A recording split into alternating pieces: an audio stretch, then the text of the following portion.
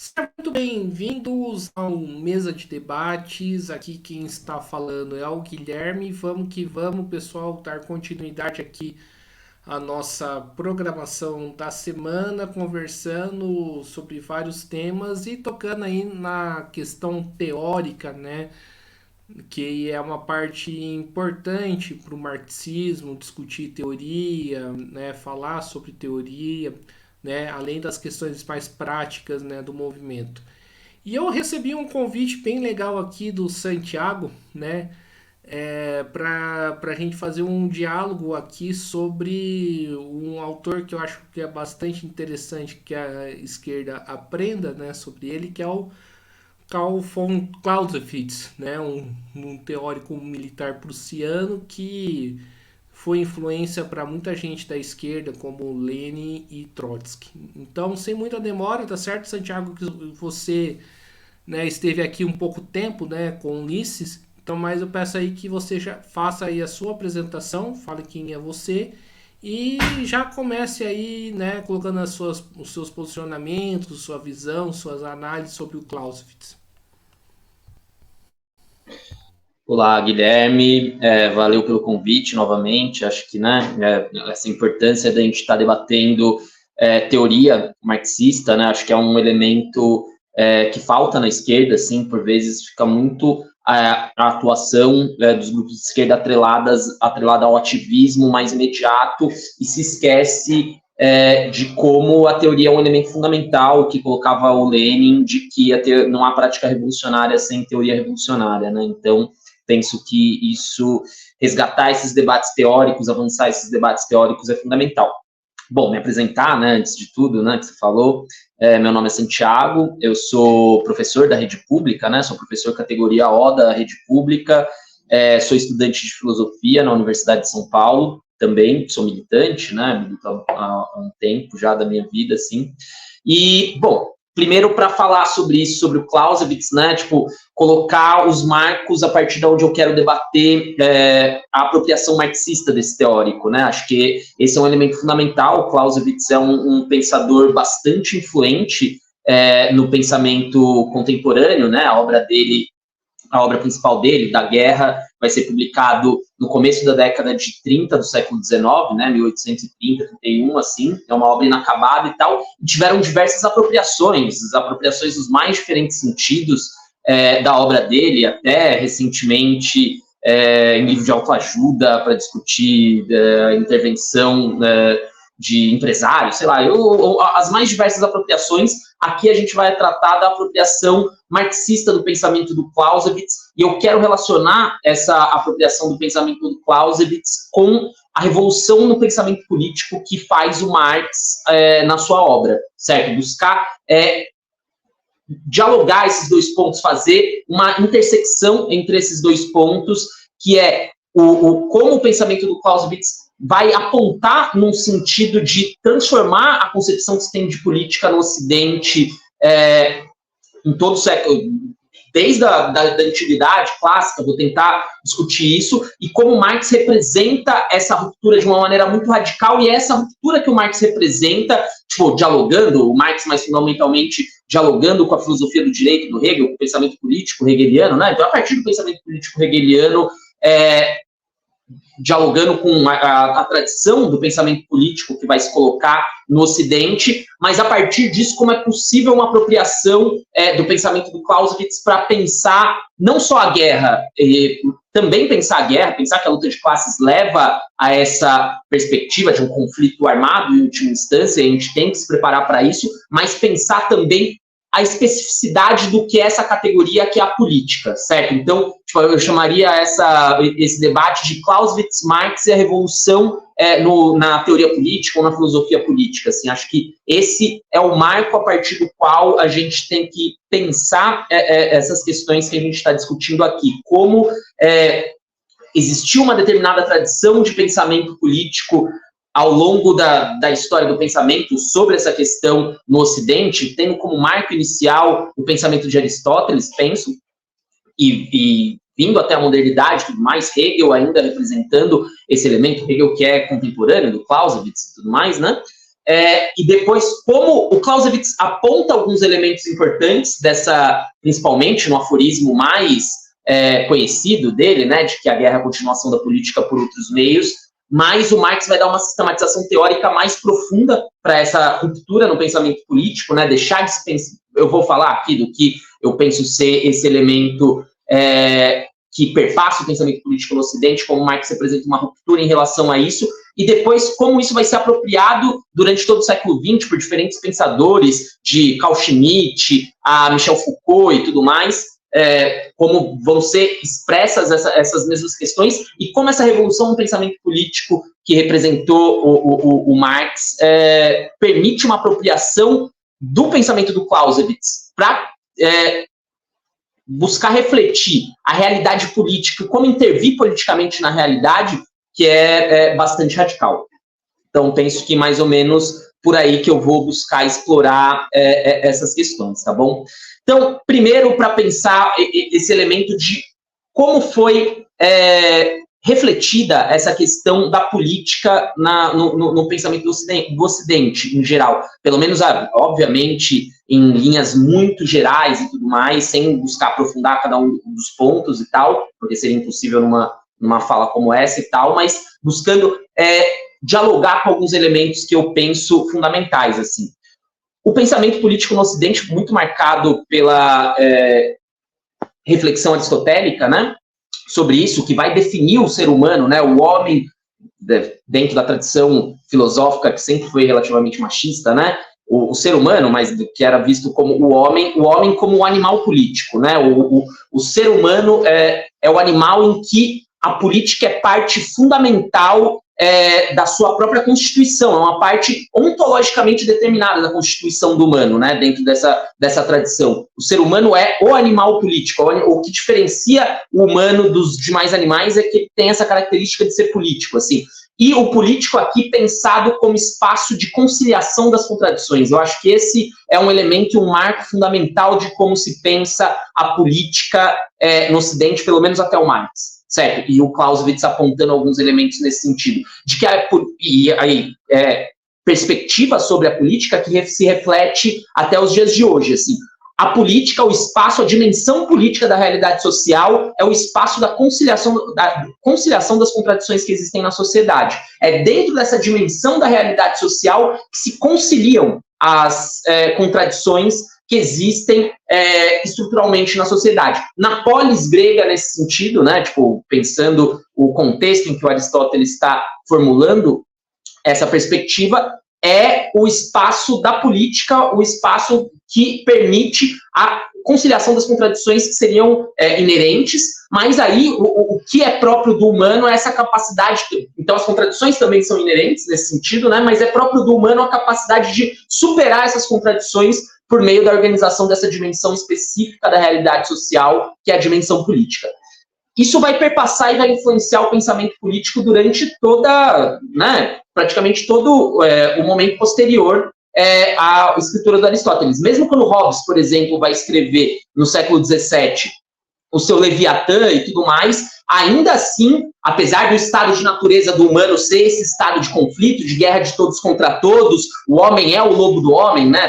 Todos esses aforismos também que são próprios do pensamento hobbesiano, que são também bastante influentes ainda hoje, o espaço da política, a dimensão de organização estatal das relações sociais, é o espaço da conciliação das contradições, é o espaço da superação das contradições nesse sentido, né?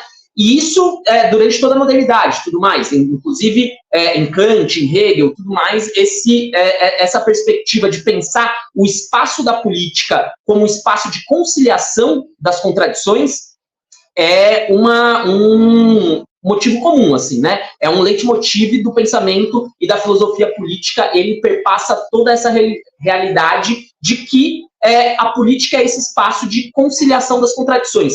E também pensar outro elemento chave em relação a isso, que é esse espaço, essa dimensão da política, é a dimensão do Estado, nesse sentido, né? Na filosofia do direito do Hegel, por exemplo, escrita entre a década de 20 e a década de 30 do século XIX, né? Tipo, entre o começo da década de 20 até o final dessa década, o Estado é o espaço de realização do espírito absoluto, por exemplo, né? O espaço onde se superam as contradições próprias da sociedade, nessa dimensão da realidade social, que é a dimensão política, nesse sentido, né? Então, a política, até aquele ponto, até aquele momento, pensada centralmente como esse espaço de conciliação e superação, superação no sentido dialético, dentro do pensamento do Hegel, né, de que ao mesmo tempo se rompe, se cria o novo e se conserva o antigo, né, se coloca algo acima, mas que conserva determinadas características do anterior nesse sentido. Então, a política como espaço, a dimensão política da realidade social, como espaço de conciliação das contradições existentes na sociedade.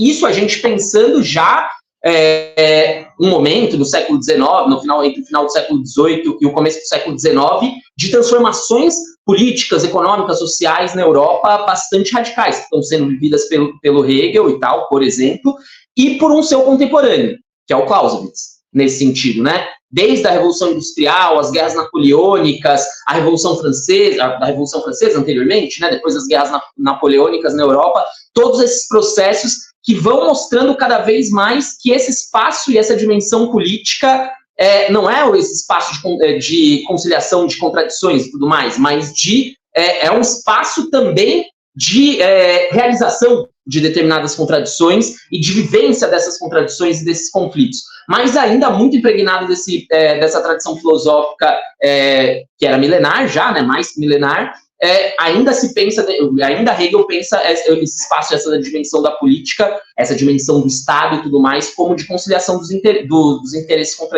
contraditórios, de superação dessas contradições. Clausewitz, nesse sentido, vai apontar nas suas reflexões, né? Clausewitz é um pensador fundamentalmente da guerra, mas o novo que coloca Clausewitz na reflexão militar em relação ao pensamento anterior a ele, né, as reflexões sobre a guerra existentes no Ocidente anteriores ao Clausewitz ainda pensavam a guerra quase como um jogo, digamos assim, de xadrez, em última instância, né, que você pode pensar racionalmente como movimentar as peças para atingir os seus objetivos, pensar ângulos em relação à sua base de operações e o espaço onde você vai fazer o seu ataque ou a sua defesa e tudo mais. O pensamento estratégico e o pensamento militar era muito mediado por reflexões nesse sentido, e o que o Clausewitz vai colocar de novo em relação ao pensamento político, em relação ao pensamento sobre a guerra, tem muito a ver com esse elemento de colocar o elemento político como sendo fundamental para pensar a guerra. A guerra deixa de ser pensada em um isolamento em relação às demais esferas das relações sociais, para ser pensada como parte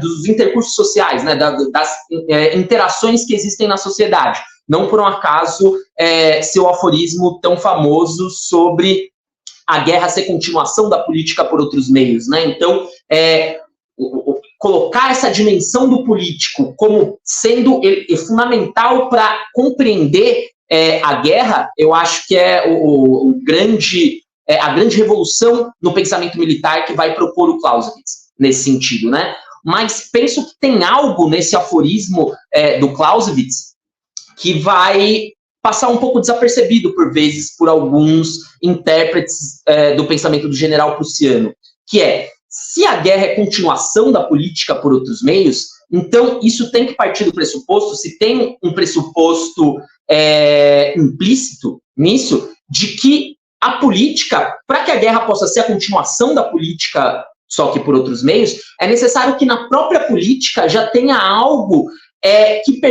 que potencialmente permite que ela se transforme em guerra.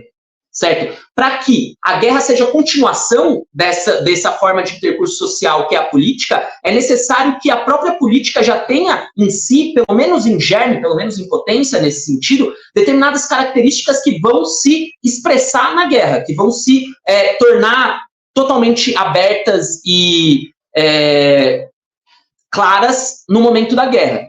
E isso já é um elemento de ruptura, isso já é um elemento do novo que o pensamento do Clausewitz vai representar em relação, pelo menos de maneira potencial, não de maneira totalmente clara, penso no Clausewitz na medida em que ele não é um filósofo da política, mas um pensador da guerra, mas que já está implícito, que a política deixa de ser entendida aqui como espaço de conciliação de contradições, como espaço de harmonia, né, de harmonização das contradições. Muito dessa tradição aristotélica, que vai se refletir em diferentes pensadores, busca pensar a política como espaço de harmonização das contradições nesse sentido, né? E no Clausewitz já está implícita a ideia de que a dimensão política da realidade social não é esse espaço de harmonização das contradições, mas, pelo contrário, na política já existe o conflito.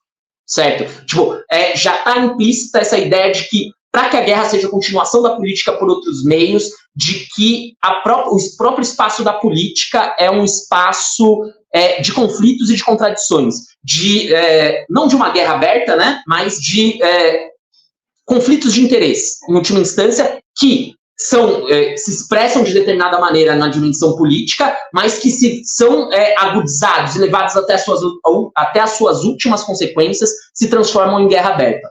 Eu acho que esse elemento implícito que está no pensamento do Clausewitz, de que, para que a guerra seja a continuação da política por outros meios, é necessário que a própria política já tenha em germe os elementos que vão se transformar em guerra, diferenciando os dois momentos, da política e da guerra, mas entendendo que na política já existem os elementos que potencialmente vão se transformar em guerra, é algo que penso que passa desapercebido por vezes por alguns intérpretes do pensamento do general prussiano.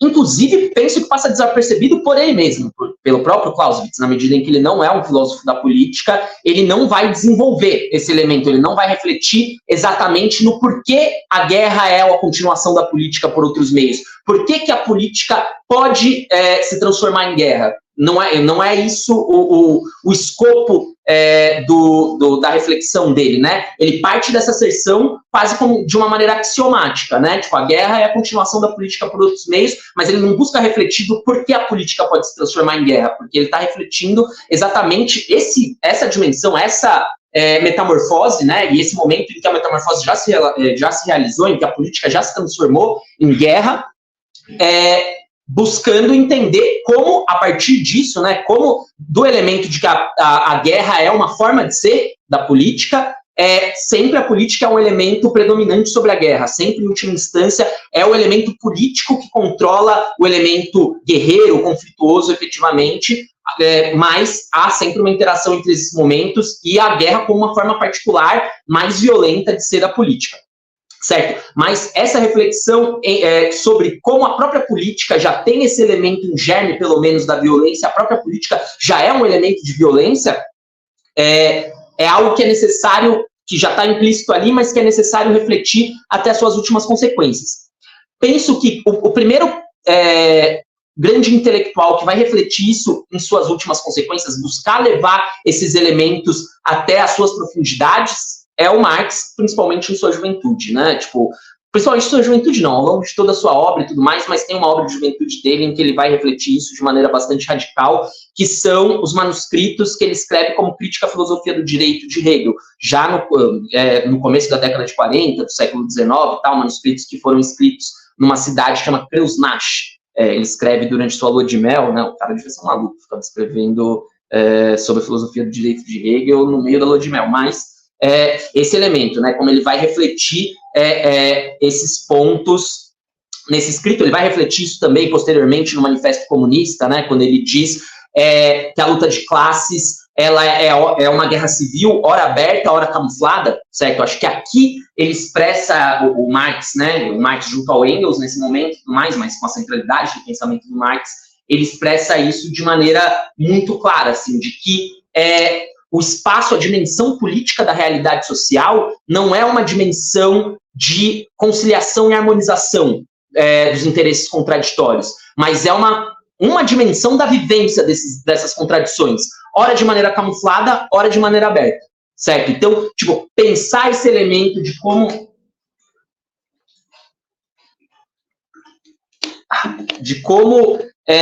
a política é também esse momento de conflito é fundamental aqui, e o Marx vai desenvolver isso desenvolvendo um elemento chave que como as contradições sociais levam à formação de classes antagônicas dentro das sociedades em que as classes emergem, né? E que essas classes antagônicas entram em conflito direto, certo? Tipo, e na medida em que elas são antagônicas efetivamente, não há possibilidade de superação das suas contradições por meio de uma conciliação. A superação da contradição é a superação da própria existência dessas classes sociais que são antagônicas, certo? A única possibilidade de superação dessas contradições é a superação da existência dessas classes antagônicas. Não é possível superar essas contradições por meio de uma conciliação desses interesses contraditórios. Penso que isso se expressa no Marx de maneira bastante clara nesses manuscritos que ele escreve em Crítica à Filosofia do Direito de Hegel, né, no começo da década de 40 do século XIX.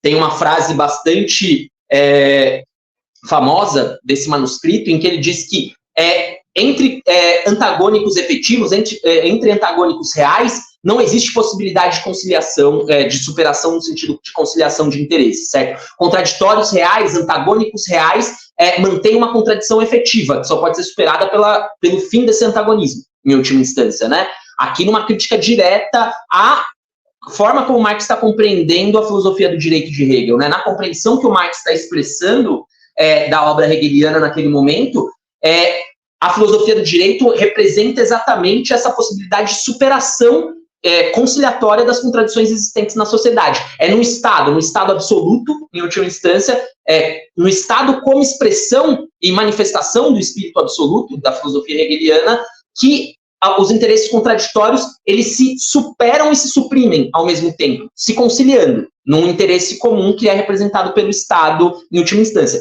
E o que o Marx vai mostrar é que o Estado não expressa essa superação das contradições, essa conciliação das contradições existentes, mas muito pelo contrário, ele é uma arma para manutenção dessas contradições, em última instância, certo? O Estado é também uma arma para uma aparente conciliação das contradições, que na verdade é uma forma de reprodução dessas contradições, na medida em que o Estado é uma arma da subalternização das classes oprimidas, das classes exploradas dentro da sociedade capitalista, mais centralmente dentro da sociedade capitalista, do proletariado e da classe trabalhadora.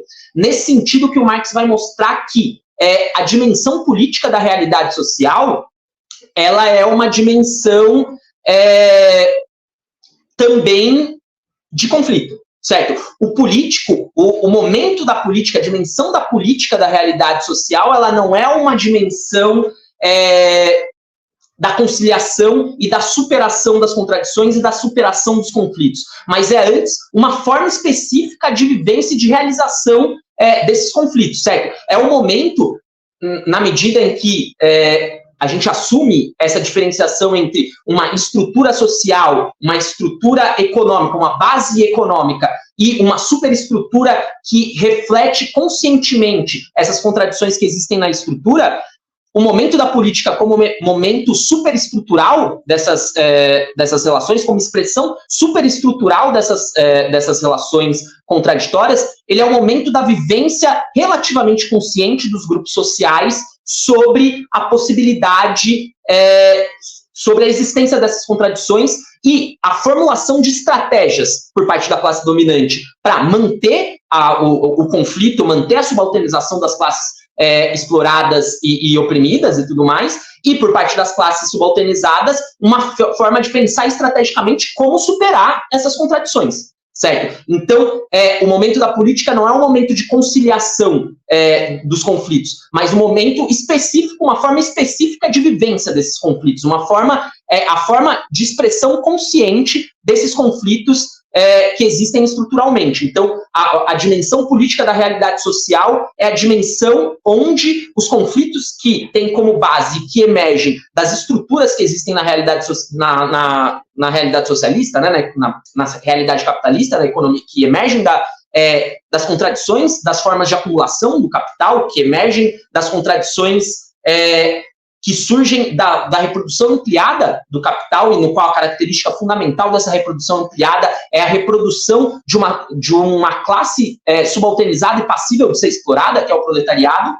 Então, essas contradições que surgem na base da sociedade, elas são vividas conscientemente nessa dimensão superestrutural, que é a dimensão política da realidade social, certo? Então, é na dimensão política que se formulam as estratégias e os aparatos hegemônicos, os instrumentos que permitem, tanto para a classe dominante buscar manter a subalternização das classes exploradas e oprimidas, centralmente do proletariado, quanto das classes subalternas de buscarem superar essas contradições, de buscarem formular estratégias que permitam a produção de mecanismos de construção de uma consciência coletiva da necessidade de superação dessas contradições. Então, penso que aqui essa revolução no pensamento político, na filosofia política, que vai representar o pensamento do Marx, nesse sentido, o pensamento marxista, em última instância, sobre a política não como espaço e dimensão da superação e da conciliação das contradições que existem na sociedade,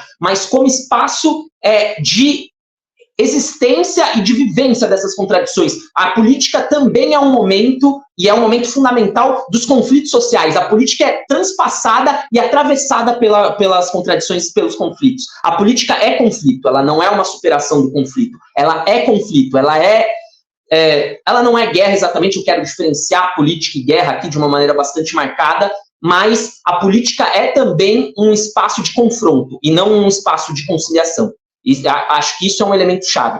Outro elemento chave que o pensamento marxista vai representar em relação a isso, e que eu penso que é fundamental da gente compreender, assim, que na medida em que, em toda a tradição do pensamento filosófico sobre a dimensão política da realidade social, a política é vista como espaço de conciliação de conflitos, está implícito aqui que o conflito é inerente às relações sociais, que o conflito é fundamental e tudo mais. Isso de maneira mais implícita no pensamento aristotélico e de maneira mais aberta, por exemplo, no pensamento hobbesiano, né, que também é bastante influente na reflexão política da modernidade. Hobbes, por exemplo, falando que o homem é o lobo do homem, que o estado de natureza na sociedade é a guerra de todos contra todos, todas essas reflexões são bastante por demais conhecidas, né?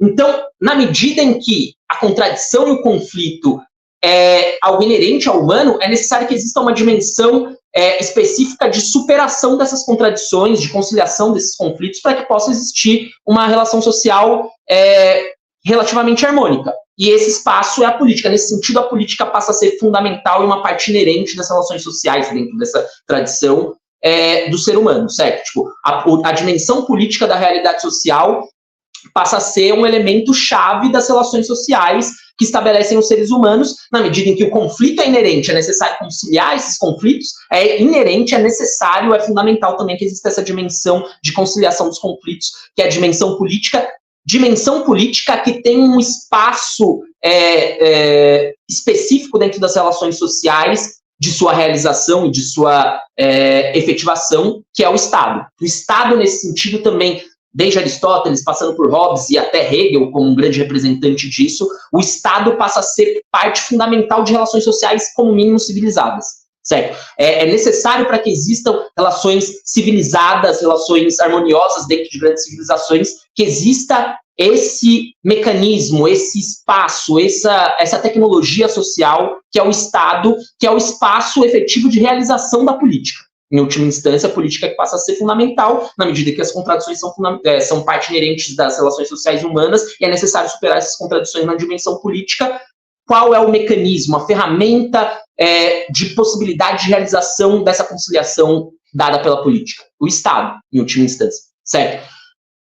Na medida em que o Marx busca mostrar que a política é espaço de conflitos, de contradições, um outro elemento que se expressa no pensamento marxiano e que vai se colocar de maneira bastante aguda é que essas contradições, elas não são inerentes ao ser humano. Não é parte fundamental das relações humanas que elas se expressem e se manifestem de forma contraditória. Não, é possível relações sociais humanas não contraditórias. Foi possível anteriormente, né? Nem sempre, acho que isso é um elemento fundamental de pensar que o Marx está à frente no desenvolvimento do pensamento científico mesmo sobre o ser humano e tudo mais, do que eram Aristóteles, Hobbes ou mesmo Hegel e tudo mais.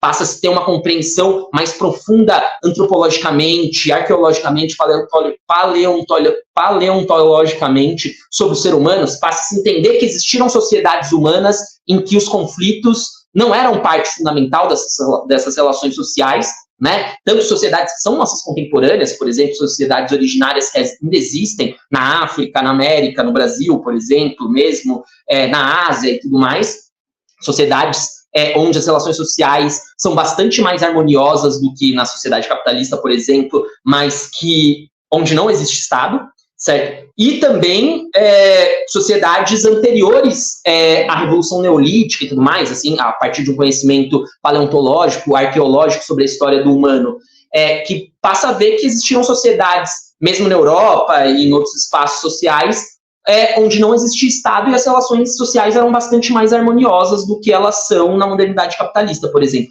Então, passa a ser possível compreender que os conflitos e contradições não são algo inerente ao ser humano, mas que existiram sociedades onde não existiam esses conflitos e contradições, pelo menos de maneira tão marcada, e passa a ser possível pensar que potencialmente podemos criar uma nova sociedade onde não existam esses conflitos e contradições. Ou seja, o conflito e a contradição deixam de ser entendidos dentro do pensamento marxista como parte inerente das relações sociais dos seres humanos, para ser entendido que é possível, pelo menos potencialmente, construir uma sociedade onde os conflitos e contradições não sejam a base das possibilidades de interações sociais entre os seres humanos. E, nesse sentido, o Estado passa a ser pensado como supérfluo dentro de um determinado momento de desenvolvimento das relações sociais. O Estado deixa de ser um mecanismo, uma ferramenta fundamental para a existência de relações civilizadas, para ser entendido como um mecanismo de criação e manutenção de determinados conflitos sociais, certo? É possível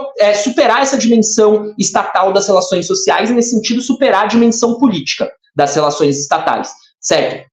Então, aqui, essa revolução que o pensamento marxista, posteriormente, vai representar no pensamento e na filosofia política, bastante dialogando com o aforisma clausewittiano de que a guerra é a continuação da política por outros meios, né? Então, pensar isso de que a política é esse espaço de conflito e a necessidade de a gente superar essa conflituosidade, construir uma sociedade onde esses conflitos não sejam parte fundamental das relações sociais entre os seres humanos. Acho que esse é um elemento chave. A partir disso, mostrar como na modernidade, a partir dessa revolução que vai representar o pensamento marxista em relação à filosofia política, a tradição do pensamento político que existe no Ocidente, e que nem sempre é totalmente reconhecida, essa revolução que o pensamento do Marx vai representar em relação ao pensamento político no Ocidente, como ela vai influenciar diversos pensadores burgueses e pequeno-burgueses durante o século XX, certo? De Carl Schmitt, nos seus livros sobre o conceito de política, na teologia política, ou no conceito do partisano, né? No conceito do guerrilheiro, né? Seria uma tradução possível do livro de Schmitt para o português, em que ele vai colocar que o político o ato político fundamental é estabelecer quem é o inimigo, né? Quem é o outro, quem pode ser negado. Podem ser negados os direitos políticos, né? Então, a política pensada como fundamentalmente conflito, nesse sentido, né? Foucault, posteriormente, nos seus cursos no Collège de France, no final da década de 70, sobre o conceito de biopolítica que ele vai formular no final das suas reflexões, principalmente no final da década de 70, do século passado, em que ele vai buscar inverter a fórmula clausewittiana, né? A fórmula do Clausewitz a guerra é a continuação da política por outros meios. O Foucault vai buscar inverter isso, falando que é a política que é a continuação da guerra por outros meios.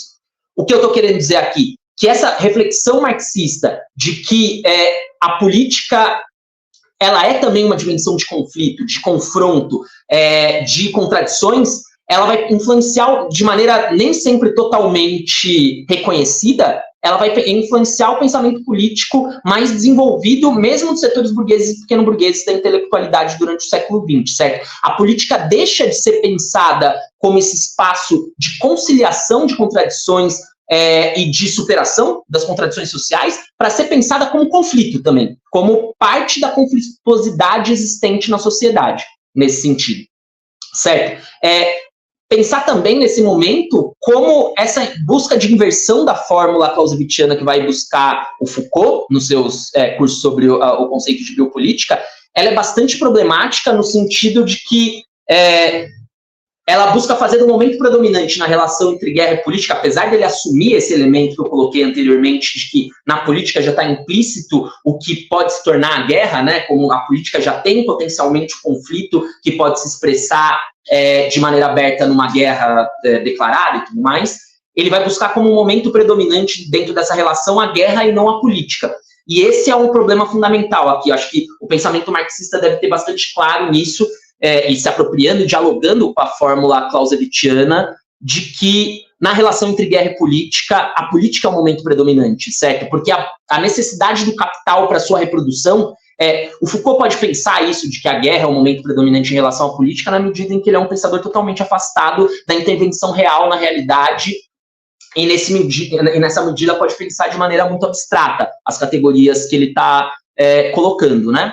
Mas quando a gente pensa de uma maneira mais efetiva e buscando intervir na realidade, a gente vê que é uma necessidade, apesar de a guerra ser parte da reprodução ampliada do capital a todo momento, o capitalismo nunca existiu sem existência de conflitos e de guerras abertas, em última instância, e hoje, particularmente, a gente vê isso acontecendo na Ucrânia, na Palestina agora, e em diversos outros pontos do mundo, mas é uma necessidade do capital. O capital, para sua reprodução, ele necessita de uma certa estabilidade das relações sociais, ele necessita de uma certa configuração que permita a reprodução o menos com um conflito aberto possível da sua possibilidade de exploração e subalternização das classes exploradas e tudo mais, por exemplo, do proletariado, centralmente do proletariado nesse sentido, né? O capital precisa que essa reprodução ampliada das relações de exploração se dê da forma mais estável possível, para a própria possibilidade da sua reprodução ampliada. Se a guerra é uma necessidade para o capital, ela não pode ser uma guerra aberta permanente, na medida em que isso eliminaria os capitais, em última instância, certo? Pode ser necessária a eliminação desses capitais para uma possibilidade de um novo ciclo de reprodução ampliada do capital no momento seguinte, mas isso não pode ser permanente, à custa de se eliminar o próprio capital investido, certo? Então é necessário que exista uma certa estabilidade dessas relações de exploração, que elas se cristalizem num certo aparato institucional, numa certa correlação de forças entre as classes, que permita uma reprodução ampliada do capital de forma relativamente estável. Nesse sentido, na relação dinâmica entre a dimensão da política e a dimensão da guerra como sua continuação, é que o momento predominante para o capital é uma necessidade que o momento predominante seja o momento do conflito dentro do espaço político, do conflito não como guerra aberta, mas como guerra camuflada, tal qual o Marx vai expressar, e o Engels nesse sentido, já no Manifesto Comunista, né? Então a gente pensar isso, que dentro dessa relação contraditória e de interligação, intersecção entre política e guerra, e na medida em que a política já tem um momento do conflito, o momento predominante é o da política e não da guerra. É a guerra que é a continuação da política por outros meios, como colocava o Clausewitz, e não a política, a continuação da guerra por outros meios, como busca colocar o Foucault e tal, de uma maneira que tem uma certa espirituosidade, assim, eu diria, assim, que tem uma sagacidade nessa colocação, mas que é equivocada, em última instância. E para terminar esse primeiro momento, depois você poder me colocar perguntas e tudo mais, Gui, só pensando isso, acho que é fundamental a gente entender isso, de que a política é uma dimensão de conflito, de confronto, e não uma dimensão de conciliação, porque é isso que permite a apropriação marxista do pensamento clausewittiano para pensar a intervenção política, certo? Se a política não fosse espaço de conflito, espaço de confrontos sociais, seria impossível pensar formas de apropriar o pensamento clausewittiano para intervenção política. O pensamento do Clausewitz seria, em última instância, só para pensar a guerra civil, ou pensar o momento direto da insurreição. E não é isso. A apropriação que a Terceira Internacional vai fazer do pensamento do Clausewitz, tem uma frase famosa do Trotsky, que fala como durante o momento da Segunda Internacional só se pensava na dimensão da tática e na categoria da tática, porque era o movimento de construção dos partidos, que era a finalidade imediata e tudo mais, e não a tomada do poder, e é com a Terceira Internacional que a dimensão estratégica vai ganhar um elemento fundamental, que a dimensão estratégica como busca de coordenar os diversos movimentos táticos para alcançar um objetivo final, em última instância, que é a revolução e tal, e que é com a Terceira Internacional que vai se colocar isso.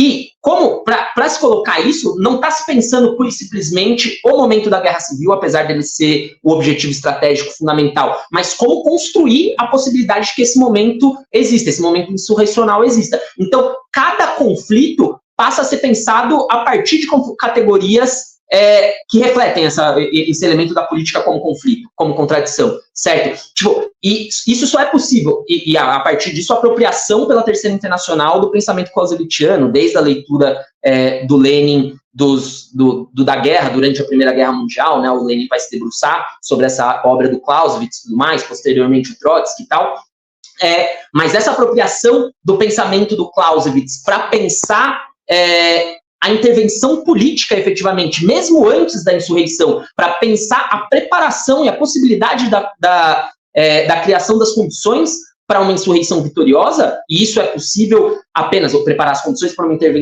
uma insurreição vitoriosa a partir da intervenção de um partido comunista. Só é possível a partir de uma intervenção política que tenha isso como finalidade estratégica. Só é possível pensar essa intervenção política apropriando-se do pensamento clausewittiano, na medida em que passa a se pensar a política como dimensão do conflito, certo? Eu acho que isso vai se tornar muito claro com a Terceira Internacional e com os pensadores que vão, e os dirigentes políticos e tudo mais, né, que vão dirigir a possibilidade de formação da Terceira Internacional e a própria formação da Terceira Internacional, tendo como centralidade Lenin e Trotsky nesse sentido, né? E só vai ser possível essa apropriação do pensamento clausewittiano para intervir politicamente uma série de categorias fundamentais do pensamento leninista, do pensamento trotskista, vanguarda, estratégia, tática, e todos esses elementos que passam a permear o léxico político a partir de um pensamento comunista, revolucionário, a partir de um pensamento leninista, trotskista, que são palavras que vêm do vocabulário militar e que são apropriadas para o vocabulário político.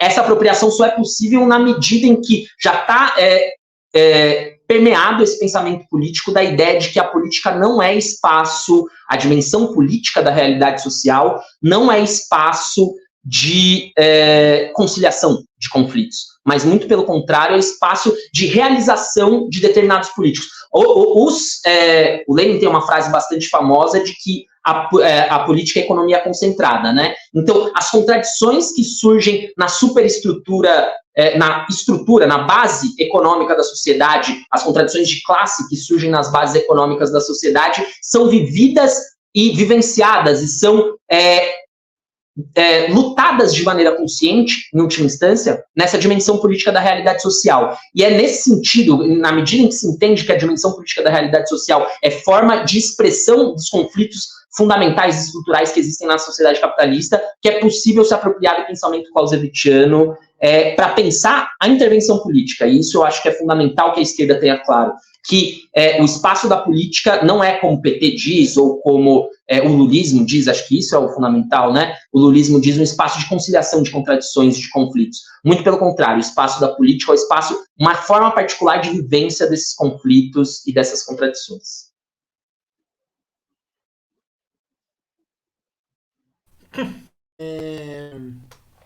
Muito bem, acho que foi uma boa explicação. Então vamos aí para as perguntas.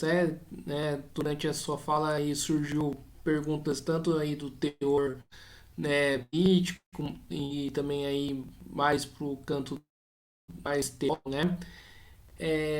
Então vamos aí para a questão mais duas perguntas políticas aí que a gente pode fazer em cima dessa discussão, né? Queria que você entrasse um pouco mais na dimensão, né, do modo petista de fazer política, né, da conciliação de classe, porque eu acho que essa discussão tem a ver, né, nesse momento que principalmente o Brasil vive, né, de ter um governo aí de conciliação, ter um governo aí de frente ampla, né? Que, né, pauta política aí através aí do meio de fazer conciliação. Gostaria que você, né, falasse assim, aonde que essa discussão teórica que a gente fez entra aí na discussão política de conjuntura mesmo, né, nacional. Então, acho que essa é uma questão fundamental, exatamente, assim, de como diferenciar essa concepção de política que existe no modo de atuação mais geral da esquerda brasileira, muito influenciada pelo PT, obviamente, e o que a gente deve pensar em relação a política atualmente, né, essa revolução que o pensamento marxiano vai representar em relação a pensar a política e como refletir essas questões trazendo para o presente, exatamente, né, assim como você está colocando, como pensar essa crítica à forma política de fazer, à forma petista de fazer política e apresentar uma alternativa com bases teóricas mais efetivas, né? Eu lembro que pouco antes da eleição, da última eleição, em que Lula foi vitorioso e tudo mais, e quando Lula anunciou o Alckmin como seu vice-presidente e tal, um setor grande do espectro petista começou a dizer que Lula era um gênio da política, né? Ele era um gênio do fazer política e tudo mais. E exatamente pensando isso, a genialidade que o petismo atribui a Lula da Silva como figura política vem dessa concepção da política como conciliação de contradições, né? E o Lula como o grande conciliador. Não se pode apagar que ele é efetivamente um grande conciliador, né? Então, se pensa isso, né? Está perpassada pela forma de atuação que o petismo coloca para a realidade, né? Como o petismo atua politicamente, Lula particularmente como figura fundamental do petismo, está perpassada essa perspectiva teórica de que a dimensão política da realidade social é a dimensão da conciliação das contradições, e nesse sentido Lula é uma figura realmente de proporções gigantescas, porque ele é um gigantesco conciliador, sem sombra de dúvida, um conciliador bastante habilidoso nesse sentido, né? E outra ideia que está perpassada pela atuação, pela forma de fazer política petista, a ideia de que as contradições são inerentes à realidade social. Isso tudo de uma maneira um pouco implícita, um pouco inconsciente, mas que está perpassada por essa visão. As contradições são inerentes à realidade social, são impossíveis de ser superadas em última instância. O que é possível? A conciliação dessas contradições. Qual a melhor figura para fazer isso? Lula da Silva, por toda a sua história, por todo o seu carisma, pela sua habilidade, que sem sombra de dúvida existe e tudo mais. A questão a gente pensar aqui é se cada vez mais e pensar em relação à nossa modernidade e tal, ao nosso mundo contemporâneo, as contradições que existem no nosso mundo contemporâneo, se ainda é possível esse tipo de conciliação de maneira estruturada e de maneira contínua, em última instância, né? Essa forma de conciliação das contradições, ela ainda é possível no nosso momento histórico, assim, ainda é possível que a gente tenha como perspectiva a conciliação das contradições como finalidade política, porque se fosse possível, realmente, Lula seria uma figura de uma estatura bastante elevada, em última instância. A questão é que a realidade política que a gente está vivendo, isso é o entender a contradição que existe estruturalmente na sociedade capitalista como uma contradição, primeiro que pode ser superada, mas que é muito fundamental e que não necessariamente sempre leva à sua possibilidade de resolução, certo? Porque parte também da ilusão que o petismo constrói sobre as possibilidades de conciliação das contradições está ligada a uma visão linear do desenvolvimento histórico em que essas contradições sempre podem ser superadas e conciliadas num sentido ascendente, em última instância, né? Tipo, a ilusão do progresso, em última instância, tão própria ao iluminismo, que também perpassa essa visão social-democrata que, de maneira bem empobrecida, que dá base para a atuação política do petismo, certo? Só que hoje a gente vive um nível de contradição das relações sociais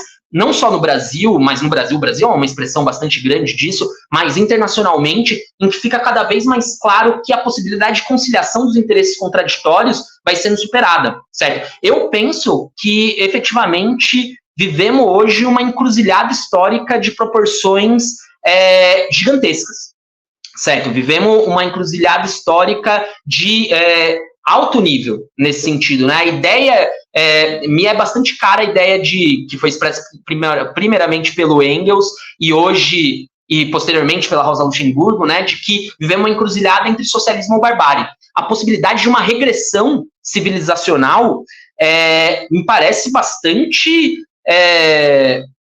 como algo no horizonte histórico, certo? O nível de conflituosidade que existe hoje na realidade social, desde guerras abertas, a possibilidade de guerra entre grandes potências, que era algo que a nossa geração não tinha vivido ainda, certo? A possibilidade de conflitos entre grandes potências armadas de ogivas nucleares, por exemplo. Hoje isso se coloca como uma possibilidade nem um pouco muito afastada do horizonte, certo? Tipo, qualquer erro numa guerra como a guerra entre Ucrânia e Rússia, qualquer cálculo mal colocado nos conflitos no Estreito de Taiwan, entre China e Estados Unidos, nos conflitos que estão acontecendo agora no Oriente Médio, em torno da guerra na Palestina e tudo mais, da invasão e do massacre promovido pelo Estado israelense sobre a Palestina, poderia escalar para algo de proporções muito maiores. Por exemplo, a crise das formas de estruturação da dominação social burguesa a partir do seu regime democrático, por exemplo, que a gente vive internacionalmente, que no Brasil se expressou com Bolsonaro, mas na Argentina se expressa agora com Milei, nos Estados Unidos, que sempre foi o grande farol da democracia liberal, com Trump e tal, e a possibilidade muito real de que Trump se eleja novamente esse ano, mostram que, e todas as revoluções técnicas, tecnológicas que no capitalismo e a crise ambiental, por exemplo, outro elemento chave, a revolução com inteligência artificial, internet, robótica, que poderiam apontar um elemento progressivo, mas que dentro do capitalismo apontam também para contradições bastante grandes, bastante negativas nesse sentido, né? A dialética do esclarecimento, que vão explorar Adorno e Horkheimer, que não é uma dialética do esclarecimento abstrato, mas da razão burguesa, né? A dialética da razão burguesa que se expressa nessas contradições, que ao mesmo tempo leva a um desenvolvimento de técnicas, mas que são negativas para as relações sociais, tais quais elas são colocadas, mostram que a possibilidade de conciliação das contradições é cada vez mais uma utopia. Durante muito tempo, a social-democracia acusou nós comunistas de sermos utópicos, certo? Nós sonhamos com um mundo que é impossível e tudo mais, e eles são, dentro da divisão que vai fazer Max Weber, o sociólogo reacionário alemão, o sociólogo ligado ao imperialismo alemão, mas que era um pensador que não pode ser negligenciado, é bastante interessante, mas dentro da divisão que o Max Weber vai fazer entre uma ética da responsabilidade e uma ética da finalidade, uma ética utópica da finalidade, em última instância, uma ética de quem quer intervir na realidade, dentro da reflexão do Weber, a ética da responsabilidade, os social-democratas se colocavam como aqueles que representavam a ética da responsabilidade contra os utópicos comunistas que representam a ética da finalidade, certo? Hoje isso se torna totalmente contrário, assim, o ser realista é mostrar que é necessária uma transformação radical das relações capitalistas, certo? E o ser utópico é buscar conciliar as contradições que, de maneira cada vez mais evidente, são inconciliáveis nesse sentido, né? Então, penso que essa diferenciação entre uma estratégia de atuação política que seja da conciliação e uma estratégia de intervenção política que seja da transformação radical, ela parte desse elemento de uma compreensão do político, da dimensão política da realidade social, de uma compreensão da dimensão política que entende a política como conciliação, que é a que permeia a intervenção petista, e uma compreensão da dimensão política que vê a política como também espaço de conflito, que é a que deve permear e expressar uma perspectiva revolucionária de atuação na realidade social, mas essa diferenciação ela tem bases estruturais, a gente não deve buscar essa diferenciação num plano muito abstrato, mas nas estruturas sociais e mostrar que essa possibilidade de uma intervenção política baseada na ideia de conciliação, ela se torna uma irrealidade no momento, ela se torna uma utopia totalmente irrealizável na medida em que cada vez mais se mostra que a possibilidade de conciliação, ela não é realizável, certo? Tipo, no Brasil mesmo, a gente pensar isso como tá se expressando atualmente, certo? A eleição de Lula no ano passado deu a impressão, ao assumir a presidência de Lula, né, deu a impressão, constrói uma impressão de conciliação das contradições que é perigosa em última instância, certo? Porque o bolsonarismo não deixou de estar aí se fortalecer. O caldo de cultura em que se formou o bolsonarismo não deixou de estar aí de se fortalecer nesse último ano e meio, um ano e pouco, né? Desde que Lula assumiu. A figura carismática de Lula pode dar uma figura que tem um nível de projeção na realidade política brasileira que só pode ser comparável na história da República com a de Vargas, e talvez supere a de Vargas, inclusive. Ela pode dar a impressão de que o bolsonarismo não existe mais. Mas e quando Lula deixar de poder intervir politicamente, quando seu carisma não mais puder ser utilizado para intervenção política? Lula da Silva já é uma figura extremamente idosa, já tem quase 80 anos, já. Para sempre a esquerda vai apostar na capacidade de conciliação que o carisma de Lula representa na política nacional, e isso pensando que mesmo na última eleição, quando Lula disputou com o Bolsonaro, que toda a esquerda pensava que seria uma barbada, seria lavada, né? Tipo, a figura de Lula com uma projeção tão gigante iria esmagar Bolsonaro eleitoralmente, e não foi assim. Foi uma vitória por uma margem eleitoral pequeníssima, em última instância, certo? Então, quando o Lula tiver que se retirar da política, isso vai acontecer não cedo ou tarde, não muito tarde, certo? O que vai ser da esquerda nacional nesse sentido? Que não tem nenhuma figura com o mínimo de projeção que Lula tem e que hoje, estruturalmente, não tem mais praticamente relação nenhuma essa esquerda institucional com a classe trabalhadora e os setores oprimidos da sociedade, certo? Setores subalternizados e tal. Então, como essa política, essa visão da política como conciliação, ela passa a não ter nenhuma base efetiva na realidade social. E nesse sentido que pensar a política como conflito passa a ser a única alternativa realista nesse sentido para a realidade política que a gente vive. O problema é que a esquerda ainda não se tornou totalmente consciente disso, né? Eu acho que isso é o elemento chave. A esquerda brasileira ela ainda é muito permeada, mesmo a que se coloca vocalizando uma crítica ao petismo, ainda é muito permeada da forma petista de militar, da forma petista de pensar a política e tudo mais, da confiança no PT e principalmente na figura de Lula. É Lula que vai resolver os nossos problemas e depois a gente vê, mas no imediato temos que confiar no Lula, mesmo quando não é totalmente consciente, isso se expressa. Então, penso que esse é o elemento fundamental, assim, a gente deixar de pensar a política como conciliação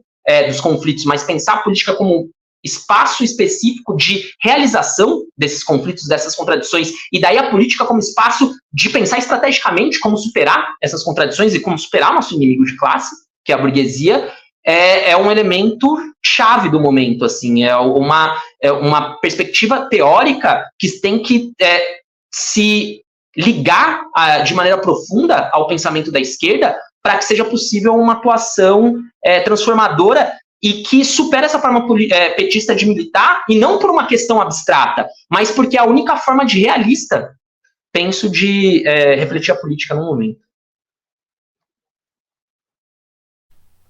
Eu concordo com algumas coisas, mas tem um ponto aí que você coloca que eu particularmente tenho uma certa discordância, né? Que não tem nada a ver, não tem a ver diretamente aí com o tema do Clausewitz, é que a relação, né, se a esquerda, né, liberal, a esquerda institucional tem relação, né, com a base da classe trabalhadora. Eu particularmente acho que tem, né? Senão a CUT, a CTB, a Força Sindical não seria, né, majoritárias, né, dentro dos movimentos, ou até mesmo pegando aí o MST. Mas enfim, isso aí seria uma outra coisa para a gente debater. Se você quiser colocar aí nessa questão também, fica à vontade.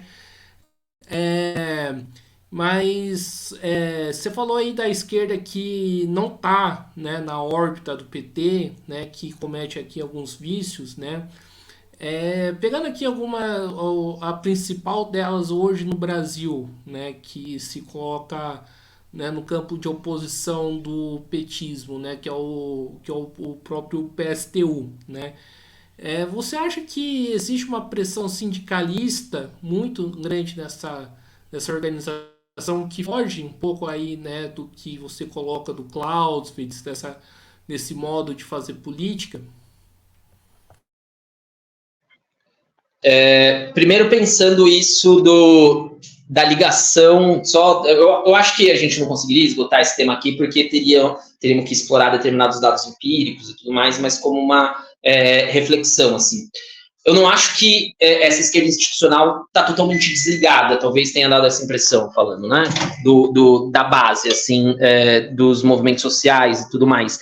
Mas o que me parece é que ela hoje, mesmo quando ela necessita, ela é incapaz de mobilizar esses movimentos. Ela tem uma inserção no movimento operário, no movimento sindical, nos movimentos sociais e tudo mais, mas essa inserção é principalmente utilizada para servir como freio para que esses movimentos, e nisso ela é bastante capaz, de servir como freio para a possibilidade de mobilização independente desses setores. Mas uma capacidade sua de mobilizar esses setores, e por vezes é necessário que eles mobilizem esses setores e tal, para realizar seus próprios interesses, isso se perdeu de uma maneira muito profunda, me parece. Eu acho que é uma coisa que temos que explorar, se o petismo ainda tem uma capacidade de mobilização. O MST, em particular, ainda efetivamente mostra essa possibilidade e essa capacidade de mobilização. Mas muito porque o MST, apesar de tudo, expressa uma certa independência. Apesar de ser ligado ao petismo, obviamente, não estou querendo apagar isso,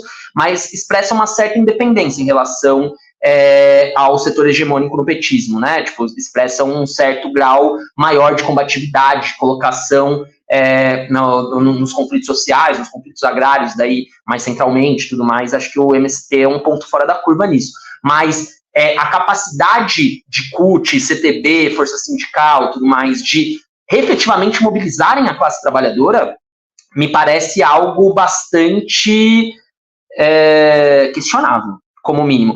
Elas são capazes de frear a classe trabalhadora? Isso eu acho que sim, bastante. Isso mostra uma capilaridade, uma capacidade de se ligar ao movimento, porque só podem se frear o movimento na medida que estão ligados a ele, tem uma representatividade, são reconhecidos como direções pelos setores do movimento, pelos setores que se colocam da classe trabalhadora e tudo mais. Mas uma capacidade sua de mobilizar a classe trabalhadora, caso vejam como necessário, isso eu já penso ser bastante mais questionável, assim, uma capacidade do petismo, do PT como partido, por exemplo. Obviamente o PT é um partido de massas, obviamente nesse sentido o PT tem ligação com setores amplos da classe trabalhadora e dos demais setores oprimidos da sociedade, mas uma capacidade do PT de mobilizar setores, se vê como necessário, isso eu já acho bastante questionável, e o impeachment de Dilma Rousseff, por exemplo, mostrou isso. Apesar de o PT ter conseguido levar pessoas para as ruas e tudo mais, mas não conseguiu em nenhum momento mobilizar setores de maneira ampla para, por exemplo, assustar a burguesia a ponto de impedir o impeachment, por exemplo, certo? Essa é uma demonstração, eu acho, disso que eu estou querendo colocar, assim. Tipo, o petismo, ele é uma máquina eleitoral, hoje, bastante importante, é uma burocracia sindical, né, os movimentos sociais ligados ao petismo, uma burocracia sindical imponente, sem sombra de dúvida, mas a sua capacidade, e nesse sentido é capaz tanto de desviar a mobilização popular para dentro do espaço eleitoral, dos espaços institucionais e centralmente do espaço eleitoral, e de frear as lutas sindicais, as lutas do movimento operário, dos demais movimentos populares, mas uma capacidade sua de mobilizar, caso se veja como necessário, isso eu já acho bastante mais questionável. Penso que a capacidade eleitoral, por exemplo, do petismo, que é enorme, obviamente, está muito ligada a esse carisma gigantesco que representa a figura de Lula da Silva, né? Uma figura que tem uma história de vida que não por um acaso virou filme, porque a história de vida, o carisma de Lula se expressa em vários elementos, na sua habilidade política, inclusive, mas também na sua história de vida, que é uma história de vida cinematográfica, em última instância, né? Inclusive, a volta dele à presidência aumentou esse caráter cinematográfico, né? Depois de até um enredo meio hollywoodiano, né? Do herói que apanha, mas no final consegue dar reviravolta e tudo mais. Então, tudo isso, assim, acho que para a gente pensar a força ou fraqueza do petismo, assim, tipo, eu penso, assim, pelo menos a visão que eu tenho, acho que é algo que temos que, a gente que se coloca numa esquerda mais radical e tudo mais, temos que pensar esse pós-Lula já, né, tipo, o Lula já é uma figura, é um senhor, né, um senhor com mais quase 80 anos. Uma hora ele vai ser retirado da política. Isso vai ser uma transformação bastante grande no cenário político nacional como um todo e no cenário da esquerda em particular, de maneira ainda mais aguda.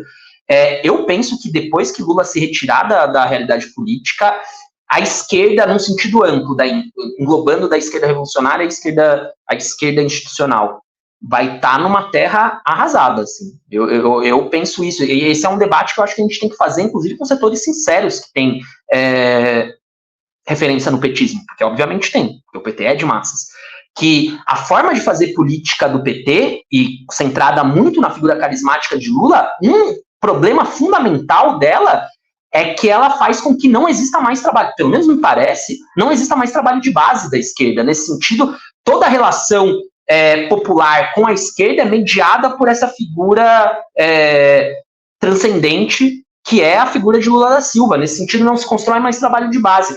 Nesse sentido, quando Lula se retirar da política, e cedo ou tarde, e não tão tarde, vai se retirar, eu vejo, a visão que eu tenho, pelo menos, é que vai ser uma terra arrasada, vai ser um nível de hegemonia da direita no cenário político nacional muito grande, porque não vai ter, não vão existir figuras à esquerda, pelo menos é o que me parece, assim, figuras à esquerda capazes de ter uma possibilidade de mobilização popular minimamente relevante, assim, e instituições e tudo mais. Não me parece que num governo de direita, e que daí, por exemplo, a CUT poderia representar um papel importante, ela teria capacidade de tal. Eu tenho uma visão um pouco negativa em relação a isso. Eu acho que é disso que a gente deve pensar. Não que se, por exemplo, quando a gente está atuando no movimento sindical, eu sou professor agora, por exemplo, e a POSP, sou professor no estado de São Paulo, o Sindicato dos Professores aqui é a POSP. A POSP claramente tem uma forte capacidade de limitar e frear a mobilização independente dos professores. Isso é muito claro. Mas uma capacidade de mobilizar os professores contra Tarcísio de Freitas, por exemplo, que seria uma necessidade eleitoral do petismo, até ser, lógico que uma mobilização controlada e tudo mais, mas poderia ser uma necessidade eleitoral, inclusive, do petismo, não me parece ser tão capaz assim. Eu acho que esse elemento. Quanto em relação à esquerda que se pretende revolucionar e o seu taticismo, eu acho que isso não é um problema só do PSTU. O PSTU, esse é outro elemento, né? Um dos elementos problemáticos da esquerda nacional atualmente, da esquerda que se pretende, se coloca numa perspectiva revolucionária, é essa atuação taticista, sindicalista e tudo mais, bastante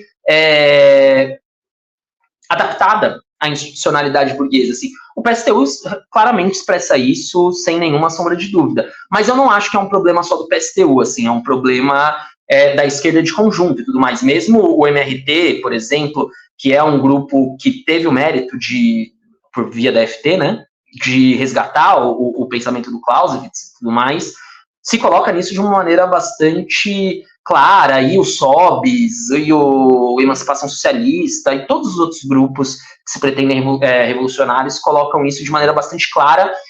Isso a gente pode comparar, por exemplo, com os seus correlatos, inclusive, né? Esses grupos, em geral, têm representantes, têm grupos correspondentes na Argentina, por exemplo, que é nosso vizinho aqui, que está enfrentando um processo de luta de classes bastante agudo, e a impossibilidade desses grupos, a incapacidade desses grupos, a falta de vontade, não sei direito o que se expressa, de replicarem algumas políticas que na Argentina foram corretas, por exemplo, a política da FIT, certo? Tipo, uma unidade entre os grupos de esquerda que permita uma atuação mínima em comum, certo? Tipo, a partir do primeiro elemento, de que esses grupos são bastante marginais. Aqui no Brasil, ainda muito mais marginais, ainda muito menores e menos influentes do que na Argentina. A possibilidade de uma unidade mínima que permita que esses grupos apareçam para setores mais amplos, com um pouco mais de projeção,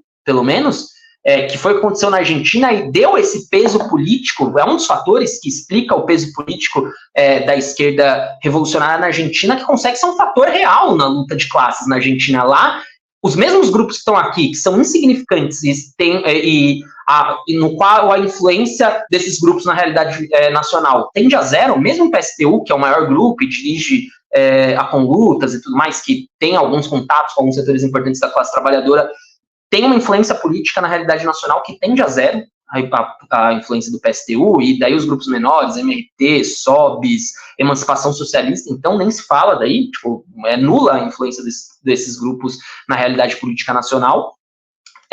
Esses mesmos grupos existem na Argentina, praticamente todos, e na Argentina eles têm alguma influência. Um dos elementos que explica essa maior influência é a FIT, certo? A possibilidade deles se unificarem e terem uma mínima atuação comum na realidade política e tudo mais.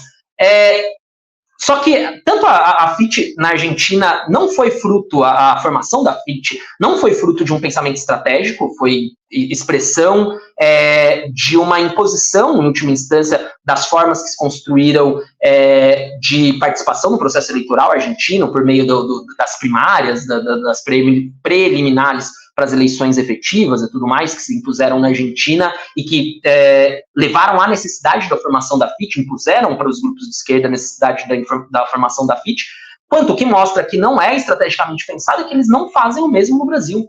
Certo? Tipo, a gente podia pensar o Brasil mais ou menos como Marx coloca quando ele está escrevendo o Capital, a Inglaterra em relação à Alemanha, né? Tem um determinado momento do prefácio do Capital que, falando com os intelectuais alemães, o Marx fala, vocês podem pensar que quando estamos falando da Inglaterra, não estamos falando de nada que vai existir na Alemanha, mas a fábula fala de vocês, a fábula narra sobre vocês, certo? Ou seja, o que está acontecendo na Inglaterra agora vai acontecer pelas necessidades do desenvolvimento das relações capitalistas, vai acontecer na Alemanha também. A gente podia fazer uma certa metáfora em relação a isso, em relação ao que está acontecendo na Argentina agora, e as possibilidades do que pode se expressar no Brasil num futuro não tão distante, certo? Contradições e conflitos sociais análogos ao que estão acontecendo na Argentina podem acontecer no Brasil, tanto sob Lula, em algum nível, ou sob um governo de direita que vá ser depois de Lula nas próximas eleições e tudo mais, por exemplo. E a esquerda, que se pretende revolucionária, que hoje é insignificante na realidade, totalmente marginalizada, devia aproveitar esse momento de aparente estabilidade das relações políticas dada pela intervenção do petismo e de Lula na política, que cria uma aparente normalidade, que não é normal, não estamos nada de normal no Brasil, mas se cria essa ilusão perigosa de que estamos num espaço, num elemento de normalidade relativa. A esquerda podia se antecipar a isso, aproveitar esse momento, esse relativo tempo, e no conflito, na guerra, um dos ensinamentos do Clausewitz é que o tempo é um fator fundamental, né? Tipo, é um elemento objetivo fundamental dentro da guerra. Você aproveitar o tempo, saber aproveitar o tempo melhor, o melhor possível, é um dos elementos-chave de pensar estrategicamente. A esquerda, que se pretende revolucionária, podia estar utilizando esse tempo que tem de relativa estabilidade para buscar se organizar e se preparar para um momento de maior conflituosidade num futuro que tende a não ser tão distante.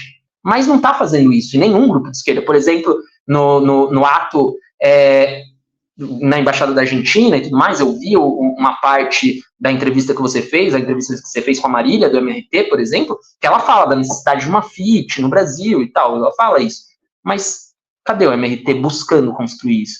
Por exemplo, a gente faz parte de uma frente de esquerda que buscou se formar e no qual os grupos não estão dando peso, em última instância, né? Nem os SOBs, nem a Emancipação Socialista, nem o GOI estão dando um peso efetivo.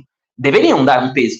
Mas por que o MRT, se o MRT busca construir algo como a FIT, por que o MRT não busca dialogar com essa frente de esquerda que está buscando se formar, buscando impulsionar um projeto que já existe, inclusive, tá ligado? Tipo, então, esse é um problema que é muito do PSTU, por exemplo, o polo socialista que o PSTU propôs para o processo eleitoral passado e tal, e que quando foi proposto, eu vi com alguma esperança e tudo mais, falei, pô, finalmente algum grupo está buscando uma unidade entre as organizações de esquerda para buscar fugir dessa marginalidade, mas o polo socialista que o PSTU pensava era esse elemento do taticismo, né? Era pura e simplesmente uma tática eleitoral para o PSTU poder hegemonizar todos os demais grupos da esquerda, e acabou, tanto era isso que acabou a eleição, acabou o polo socialista, né?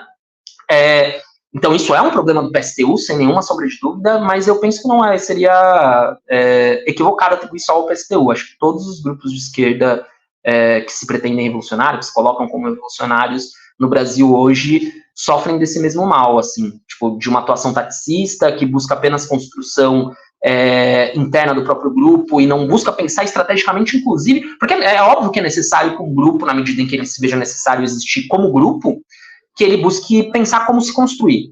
Mas buscar pensar se construir não é buscar pensar se construir em contraposição ao movimento de conjunto, mas buscar construir um movimento de conjunto que é dentro do movimento de conjunto que um grupo revolucionário se constrói. E buscar essa unidade entre os grupos de esquerda não é, por exemplo, apagar as diferenças que existem entre os grupos de esquerda. Muito pelo contrário, é buscar criar uma plataforma onde essas diferenças tenham sentido, possam ser discutidas frente a setores da classe trabalhadora, pelo menos setores de vanguarda da classe trabalhadora. E não é isso que esses grupos buscam.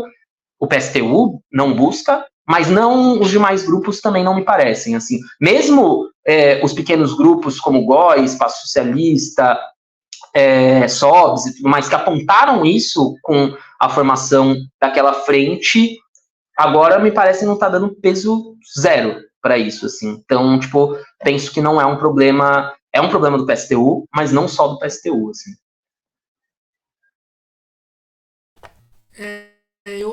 Como eu estou acompanhando também o processo da frente, eu acho que eu diria um pouco mais, né? Eu diria que de um lado, tem a ausência aí de correntes como PSTU, MRT, CST nessa frente, mas do mesmo tempo, essas correntes como GOI, SOB e Emancipação também não fazem pouca coisa aí para chamar grupos maiores aí para frente. Acho que isso você até concordou comigo quando eu falei. Santiago, né? Agora é uma questão, né, que você vem levantando aí já faz anos, né? Quando você fala marxismo como predominância de estratégia, né? Que acho que tem a ver como nesse debate aí, né, do Clausewitz com o marxismo. O que você quer dizer com isso, primeiramente? Então, para falar a verdade, eu sou crítico dessa perspectiva do marxismo. Eu discordo. Quem levanta essa perspectiva do marxismo como predominância da estratégia é a FT, né? Para falar a verdade, eu até já escrevi criticando essa perspectiva. Eu acho um equívoco, assim, na medida em que, pelo menos como eu entendo do que o Emílio Balmonte, o Matias Maiello, que foram quem formularam essa perspectiva, cunharam essa frase, assim, sem desenvolver muito, inclusive, de que é necessário um marxismo com predominância da estratégia. Eles fazem uma divisão dentro do marxismo, né, entre a estratégia, a teoria, o pensamento político, tudo mais. Eles fazem uma diferenciação entre momentos do marxismo e colocam que a estratégia é predominante, pelo menos na época imperialista. Inclusive fazem uma diferenciação entre um Marx e Engels teóricos e um Lenin e Trotsky estratégicos, né? Por isso o pensamento, a predominância da estratégia em um determinado momento, assim. Eu vejo isso como um erro, assim. Eu acho que não existe uma predominância da estratégia, assim. Tipo, a teoria não é... Porque se você coloca como... Eles nunca admitem isso até as últimas consequências, assim. A FT me parece problemática nisso, nas suas formulações teóricas, que não leva as consequências do que está propondo de maneira clara, não expressa isso de maneira clara e tudo mais, sempre fica num certo claro escuro e tal, quando eles veem que existem contradições no que eles estão colocando. Mas se você coloca diferentes momentos de uma totalidade, coloca que um momento é predominante sobre os outros, você secundariza os outros. Mesmo que eles sejam importantes, você secundariza os outros. Se existe uma diferença entre o marxismo como dimensão teórica e o marxismo como dimensão estratégica, e você coloca que a dimensão estratégica é predominante, é porque a dimensão não tem como fugir, não existe. Se você busca numa pseudodialética falar que não é essa a consequência, você está transformando a dialética numa sofística, em última instância, num sofisma, né?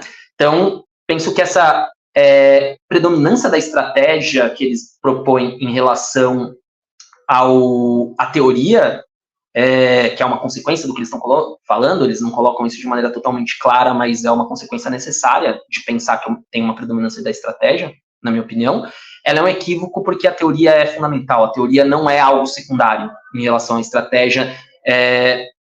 A teoria, inclusive, ela é base para pensar a importância da estratégia. Não é possível pensar uma estratégia revolucionária sem ter bases teóricas firmes nesse sentido, assim, tipo, a teoria não pode ser secundarizada. Parte desse taxismo que existe na esquerda e tudo mais, e parte da marginalidade que existe na esquerda brasileira atualmente, está ligada, na minha opinião, a essa secundarização da teoria, que não é só da FT, a FT, inclusive, é um grupo que tem bastante desenvolvimento teórico e tudo mais, mas que tem alguns problemas desse desenvolvimento, e toda a esquerda tem esses problemas toda a esquerda que se pretende revolucionária, né, que se coloca numa perspectiva revolucionária, expressa esses limites no desenvolvimento do debate teórico. E isso tem a ver com a sua marginalidade, o não desenvolvimento de uma teoria mais profunda, mais extensa, mais difusa, mais difundida, né, que busca se difundir de maneira mais aguda, está ligada a essa marginalidade da esquerda que vivemos atualmente. Então, tipo, buscar colocar essa importância da teoria como elemento-chave, eu acho que é fundamental. Inclusive, para pensar isso em debate com a FT e tal, apesar da FT ter algum mérito de ter resgatado Clausewitz e tudo mais, né, o Emílio Valmonte e o Matias Maiello escreveram um livro importante, até certo ponto, sobre esse resgate do Clausewitz, um problema fundamental por conta dessa secundarização da teoria que eles promovem, é que eles não conseguem ver todas as consequências importantes dessa apropriação do Clausewitz. Assim, a reflexão da FT sobre a relação entre Marx e Clausewitz busca colocar como se o Clausewitz fosse necessário para pensar a insurreição. Esse o elemento assim, de diferenciação que eu queria colocar em relação ao que eu estou refletindo aqui agora. Assim.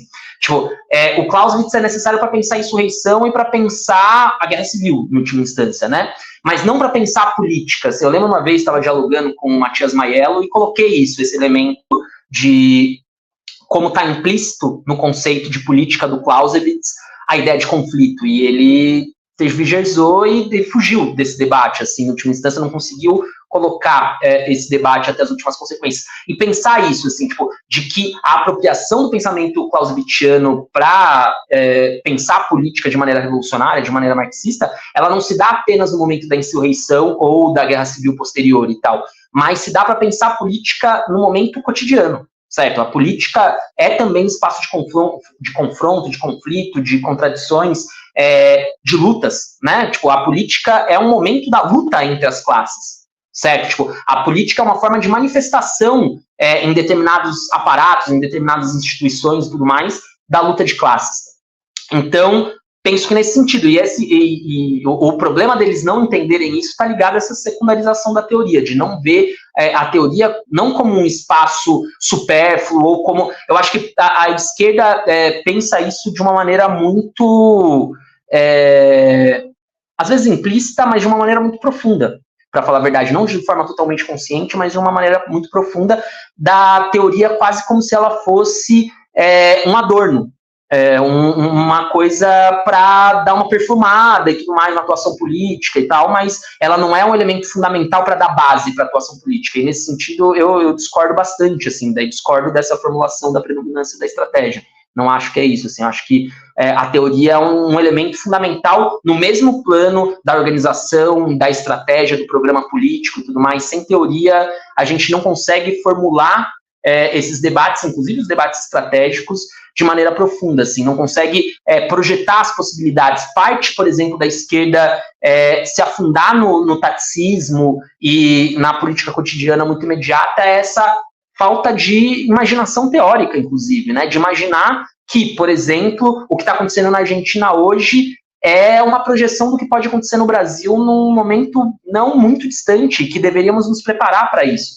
Mas para refletir isso, é necessário uma imaginação teórica, e imaginação não no sentido especulativo, mas de projeção, de projetar as possibilidades do futuro. E isso, para ter essa possibilidade de projetar essas possibilidades do futuro, é necessário refletir teoricamente, de maneira muito profunda. Assim, a teoria, nesse sentido, ela não é secundária, ela não existe uma predominância da estratégia sobre a teoria é muito fundamental. Assim.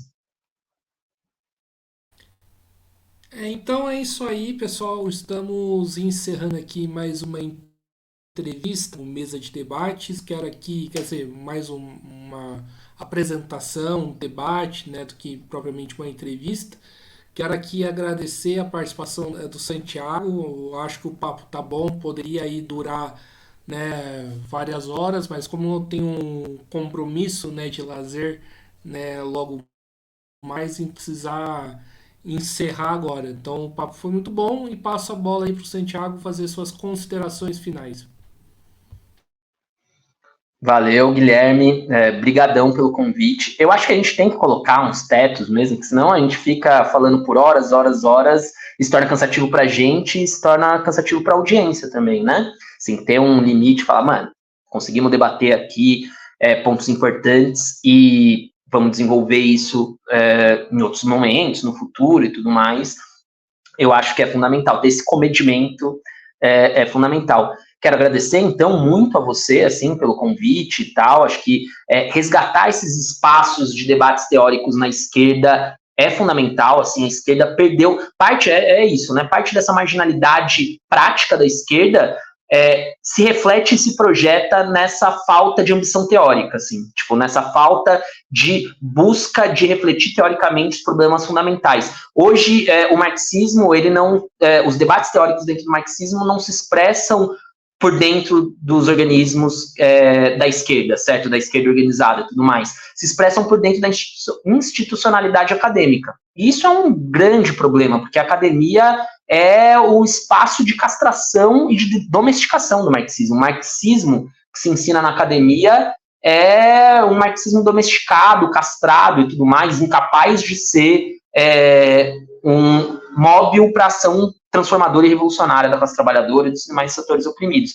Então, a gente resgatar esses espaços teóricos dentro da esquerda é fundamental, assim, que a gente busque construir espaços teóricos dentro da esquerda que sejam alternativas ao espaço acadêmico é fundamental, e da importância de programas como o seu e tal, que buscam construir espaços nesse sentido, assim. Então, agradecer você, agradecer o Ulisses também, né, que faz parte do seu programa, e os outros camaradas que façam parte, agradecer a audiência, assim, tipo, quem quiser mandar perguntas posteriormente, ou diálogos, falar alguma coisa, manda para mim, me procura nas redes sociais, no Facebook, no Instagram, eu tô como santi.marimbondo, a gente pode trocar ideia nesse sentido e tudo mais. Terminar agradecendo novamente e até breve que possamos fazer novos debates como esse.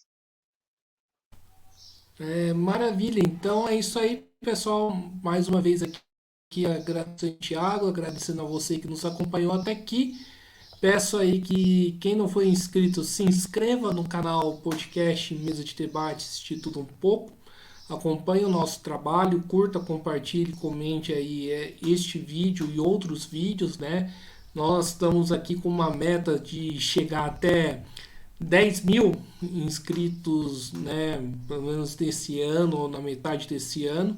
Então quem puder aí ajudar a gente a se inscrever, a gente, né, agradece pela força. E, né, acompanhe a gente nas outras redes sociais, Facebook, TikTok, Instagram. E também quem puder, né, contribuir aqui com o nosso Pix 385 002800 CPF. Então é isso aí, pessoal. Estou indo agora. Muito obrigado a todos e fui.